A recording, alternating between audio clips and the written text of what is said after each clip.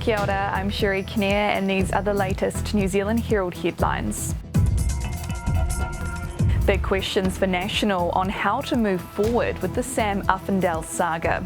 The party has stood down its new Tauranga MP while it investigates serious allegations about his past behaviour at university. That investigation is expected to take about 2 weeks. Victoria University political analyst Bryce Edwards says depending on the outcome of the investigation, National could tell Uffindell not to stand again at next year's election. This has been done before. A few years ago, Todd Barclay, the National MP for Southland, also came into disrepute and essentially was sent on gardening leave and told not to stand again. Black Caps legend Ross Taylor is speaking out about his experiences of racism in New Zealand cricket. In his autobiography being released today, he says he was the subject of racially charged banter from his teammates in changing rooms. The Kiwi Samoan star says cricket is still a white sport and that he was often assumed to be Maori or Indian. He says there's a lack of Pacific representation in the sport. Taylor has played more than 400 games for New Zealand between 2006 and 2022. Concerns about the latest move to lower the bar for NCEA students following a winter of low attendance in schools. The government has announced an extra credit will be awarded for every 5 earned through assessment to support students affected by the COVID pandemic. The bonus credits will be capped at 10 for level 1 and to 8 for levels 2 and 3. But the National Party's education spokesperson Erica Stanford says the focus should be getting more students back in class.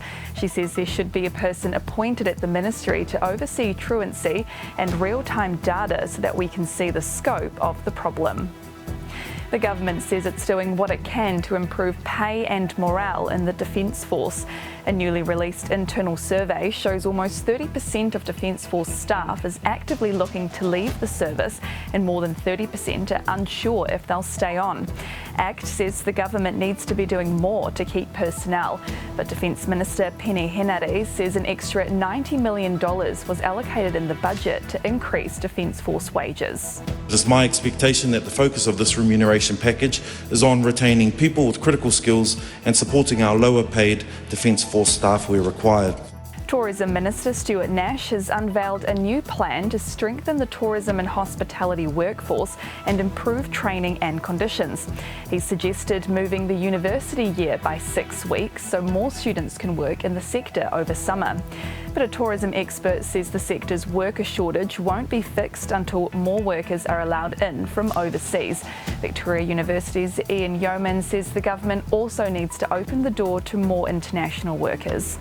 And those are the latest New Zealand Herald headlines. For more and to stay up to date, head to nzherald.co.nz. Kia pai te rā.